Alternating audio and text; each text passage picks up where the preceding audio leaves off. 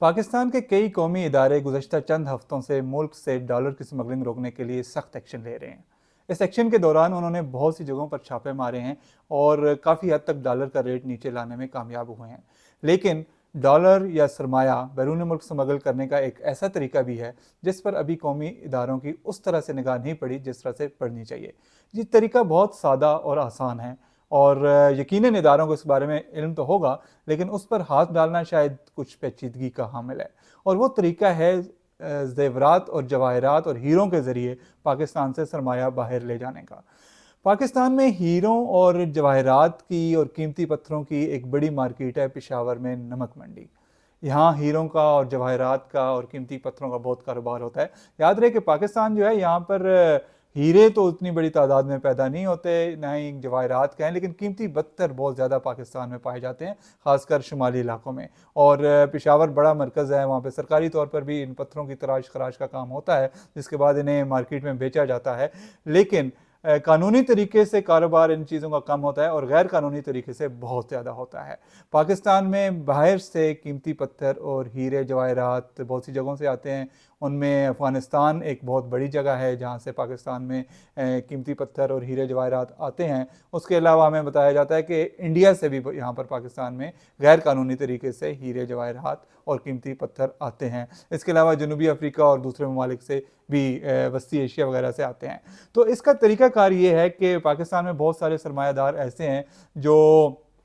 अफ़गानिस्तान के दारुल खिलाफा काबुल के करीब एक जगह है शहर नो, वहाँ हीरों का और जवाहरात का और कीमती पत्थरों का एक बहुत बड़ा मरकज़ है। वहाँ से ये चीज़ें पाकिस्तान आती हैं और पाकिस्तान में लोग फिर इनको ख़रीदते हैं इन्वेस्टमेंट के लिए। वो अगर आम जो एक हीरा है छोटे से छोटा, वो चंद हज़ार रुपये से लेकर उसकी कीमत करोड़ों अरबों रुपए में होती है। इसी तरह कीमती पत्थरों की भी है, वो चंद हज़ार से लेकर करोड़ों अरबों रुपए तक उनकी कीमत जाती है। तो जो लोग पैसा बाहर लेकर जाना चाहते हैं और वो कानूनी तरीके से नहीं लेके जा सकते, ज़ाहिर है कि बाहर पैसा ले जाने की एक हद मुकर्रर है, आप एक महदूद हद तक लेके जा सकते हैं पैसे। लेकिन अगर आप ऐसा सोना ले लें, ऐसे सोने के जेवरात बना लें जो ख़वातीन अगर कानों में पहन लें या हाथों में अंगूठियाँ पहन लें या किसी और जेवरात जो हैं वो पहन लें, या इसी तरह मर्द जो हैं वो अगर एक हीरे की अंगूठी बनवा लें और 10 उंगलियों में से 8 उंगलियों में पहन लें या 6 उंगलियों में पहन लें, तो कोई उनको नहीं पूछता कि आपने इतनी अंगूठियाँ क्यों पहनी हुई हैं और ये जो पत्थर आपने पहना हुआ है ये कौन सा पत्थर है, ये कितनी मालियत का है। पहली बात तो ये कि ये पत्थर जो स्कैनर्स लगे होते हैं मुख्तलिफ पाकिस्तान की जो एयरपोर्ट्स हैं और वैसे आने जाने के दूसरे जो रास्ते हैं वहाँ पे कीमती पत्थर अगर गुजर जाएं तो उसमें से कोई शो नहीं होता स्कैनर से कि इसमें कोई ममनूअ चीज़ है। लेकिन अगर हो भी जाए तो कोई ऐसा कानून नहीं है जिसमें कोई ऐसी कदगन लगाई जाए कि आप इतना कीमती जेवर पहन सकते हैं या नहीं पहन सकते। ना ही वहाँ पे जो अमला होता है कस्टम्स का या FIA का या दूसरा, वो आपको वहाँ पे रोक के पूछता है कि आपने अगर ये अंगूठी पहनी हुई है, ये ज्वेलरी पहनी हुई है, ये इतने लाख की 1 करोड़ रुपए की है, तो आप इतने अमीर हैं कि आपने ये पहनी है, तो वहाँ पे कोई इस तरह की पूछगछ नहीं होती। तो बहुत सारे लोग जो हैं वो ये करते हैं कि पाकिस्तान में जो करेंसी होती है उसको मुंतकिल करते हैं हीरों जवाहरात में, कीमती पत्थरों में, उसको जेवरात पहनते हैं या वैसे बैग में रख लेते हैं और फ्लाइट पर बाहर चले जाते हैं। अब बाहर क्या करते हैं, बाहर जाके थाईलैंड में बहुत बड़ी मार्केट है इन चीज़ों की, तो थाईलैंड में इस खित्ते की या शायद दुनिया की भी काफ़ी बड़ी मार्केट है, वहाँ पे हीरों का बहुत ज़्यादा कारोबार होता है और वहाँ पे ये कीमती पत्थर और इस तरह की चीज़ें ले जाके बेची जाती हैं और फिर वहाँ पे पैसे किसी तरीके से जो ब्लैक मनी है इसको वाइट करके तो इस्तेमाल में लाया जाता है।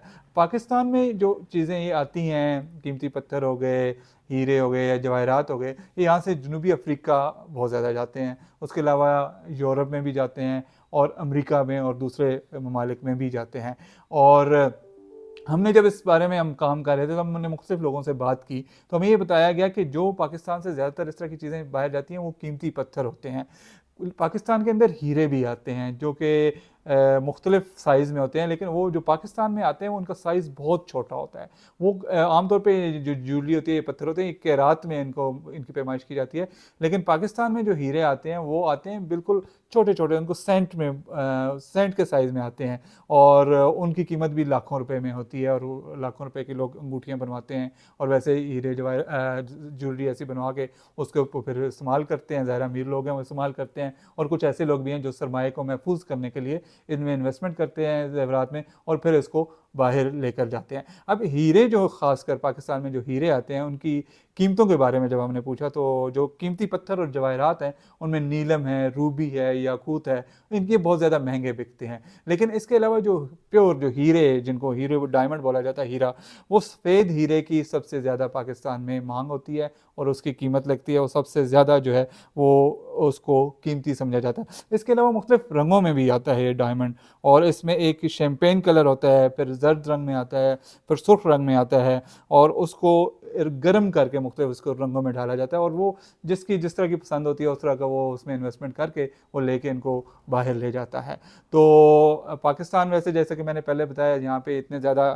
कीमती पत्थर हैं नहीं, लेकिन ये जो जियोलॉजिकल सर्वे है 2021 में किया गया था, ये अमरीकी एक कंपनी की अमरीकी जियोलॉजिकल सर्वे के मुताबिक, उसके मुताबिक पाकिस्तान के एक खित्ते में, जनूब मशरक़ी खित्ता जो है पाकिस्तान में, वहाँ पे कीमती पत्थर मौजूद हैं, और वहाँ अगर निकाले जाएँ तो वहाँ पे अच्छी तादाद में निकल सकते हैं। इसके अलावा सबसे ज़्यादा जो मिकदार है इनकी कीमती पत्थरों और हीरों की, वो रूस में है। वो 28.5% रूस में जो है वो हीरों की मिकदार मौजूद है, और उसके बाद कनाडा में बहुत ज़्यादा पाए जाते हैं, अंगोला में पाए जाते हैं, और 10.9% जनूबी अफ्रीका में पाए जाते हैं। तो ये तो ओवरऑल एक हीरों की मार्केट की बात हो गई। लेकिन पाकिस्तान से जिस तरह लोग इसमें इन्वेस्टमेंट करके इन चीज़ें ख़रीद के बाहर भिजवा रहे हैं, तो अभी हमारे जो सिक्योरिटी इदारे हैं या जो लोग डॉलर की स्मगलिंग को और दूसरी चीज़ों को स्मगलिंग को रोकने में पेश है, वो इस जो ये एक शोबा है स्मगलिंग का, उस पर अभी उनकी उस तरह से या तो नज़र नहीं पड़ी, या उन्होंने अभी कोई इस तरह का मंसूबा नहीं बनाया कि उसको रोका जाए। अगर वो इसकी भी छानबीन करें और इस पर एक हाथ डालें और एक कोशिश करें कि इस मार्केट को भी थोड़ा सा रेगुलर कर दिया जाए, और थोड़ा सा इसमें भी छानबीन की जाए, देखा जाए कि जो लोग बाहर जा रहे हैं उन्होंने किस तरह की ज्वेलरी पहनी हुई है, क्या जेवरात पहने हुए हैं, उनकी अंगूठियों में कौन से नगीने लगे हुए हैं, तो यकीनन इस तरीके से भी डॉलर्स की स्मगलिंग और सरमाए की बैरूनी मुल्क मुंतकिली को रोका जा सकता है। बहुत शुक्रिया।